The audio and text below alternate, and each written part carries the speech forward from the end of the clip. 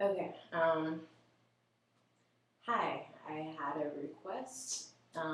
Yay! Makes me feel kind of important, or like I'm somehow justified in my random ramblings, even though I'm not. But that's all right. So I did a video on the six approaches that I hate, and someone was like, "Why don't you give those hapless guys a clue and talk about when and how they should approach a girl, woman, whatever." So I'm going to do that. I'm going to talk about three main things. Number one, a concept known as homophily. Number two, reading body language and facial expressions. Um, and number three, kind of an idea of what you should actually say or do. Um, So, first things first, which is homophily. Um, this is basically the idea that people bond with and choose to associate with like others. Homophily is literally like love of the same, right? Um, People tend to flock to people with similar interests. That come from a similar socioeconomic background, um, that dress similarly, listen to similar music, um, have similar life philosophies, views on things like politics, religion, etc. So that, to me, going back to the six approaches I hate, has a lot to do with why I hate those approaches, because they're so broad canvassing, and I don't think that's the way to do things. People have this rom-com idea that opposites attract, and it's totally inaccurate. Yeah, it works in the rom-com world.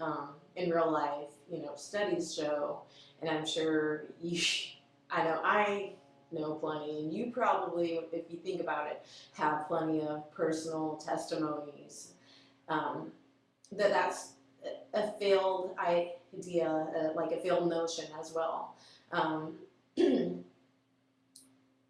just trying to communicate your very basic ideas, it's hard enough when someone's very similar to you. And when they're dead opposite of you, it's obviously increasingly difficult.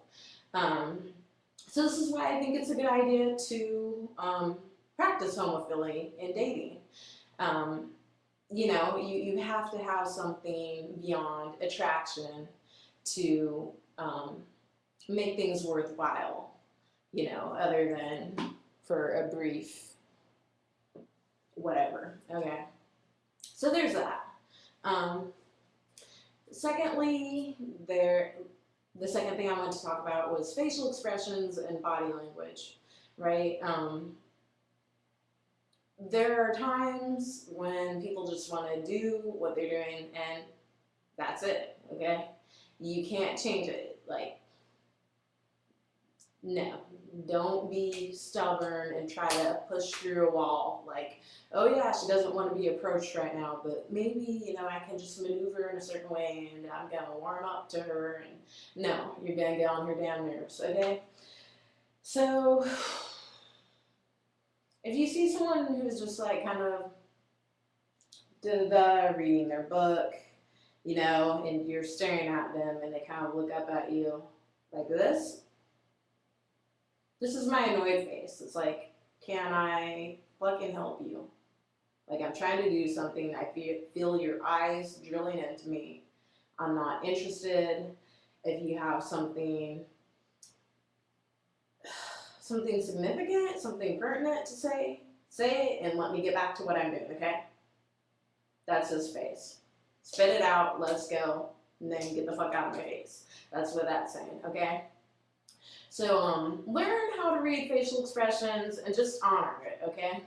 Then, on the other hand, I could be reading, right? I could see something about them like, hey, there they are over there reading a book on a similar subject, or here they are in Borders in the same section of books as I am, like, um, whatever. I'm over here reading this book on, I don't know, whatever, okay, who cares? And he's in the same section, like maybe even reading the same book. And I could be like, oh, they could put down, like, that's like, hello, okay, that's a little more neutral. But then he could look at me back and it could be kind of like, oh, hey, hey, hey, hey, like there's this ongoing eye contact and smiling, and then one of us can eventually say something, right? And because someone's being terse or laconic does not necessarily mean that they're shy. Okay, so if you're like, oh, how do you like that book? And I'm like, oh yeah, it's good. I returned reading, it means I'm not interested. Save face, keep it pushing. Don't embarrass yourself, by making me have to be explicit in how uninterested I am.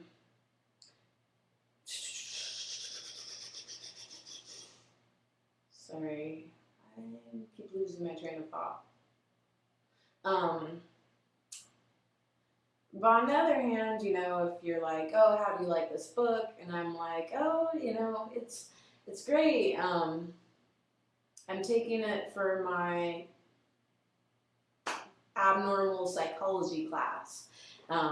It's a fascinating class. I love it. And, that could mean a little more because I'm giving you an opening, like, to ask questions or whatever. So just think about it. Use your head, okay? I don't know. There are books out there, and I've read them actually. They're pretty good that clue you in to people's facial expressions and body language. So if you find yourself constantly being confused and unable to read between the lines, maybe you should, go down to Borders, go to your library, whatever. Check that book out. Read it. They're pretty on point for the most part. Okay, and the third thing I want to talk about is how to and when to approach someone. We see someone, like I said, is clearly very busy or clearly giving you signals that they're not interested, then you can't push it. Okay, if someone's kind of giving you an opening, specifically in certain venues, like some places it's more acceptable to hit on people than other places, right? Obviously, clubs and bars, a lot of times it is just about going out, getting out of the house with your friends, whatever. You might do that, even if you're in a relationship.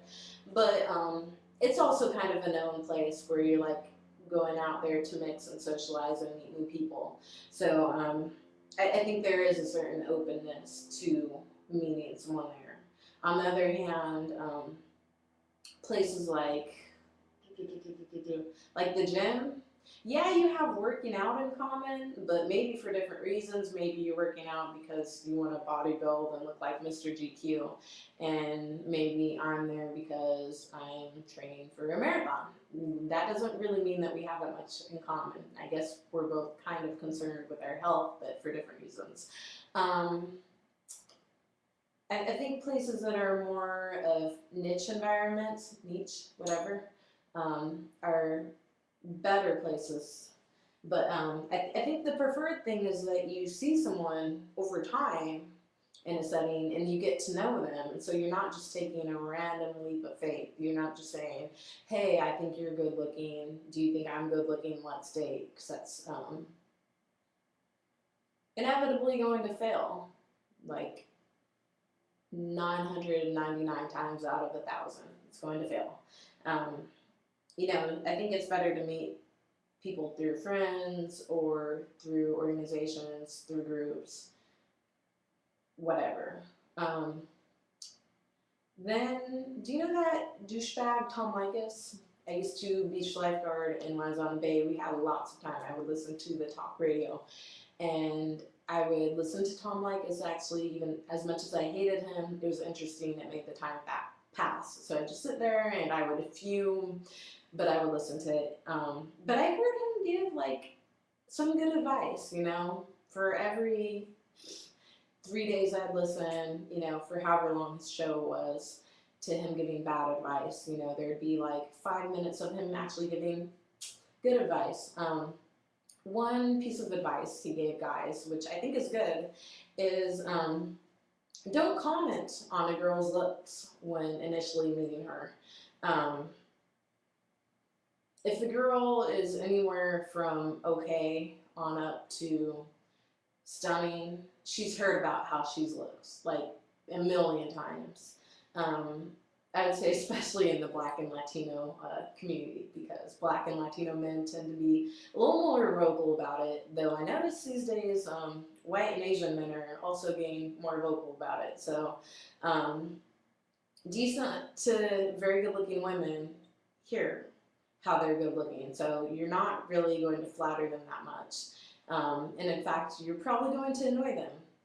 You know, what you want to do is find something else good about her. You can compliment, if you must, something very specific about her, preferably not even about her face or body, but you know, if you want to compliment her shoes, you know, try to do it away so that you don't sound like her best gay friend, but you can do something like that.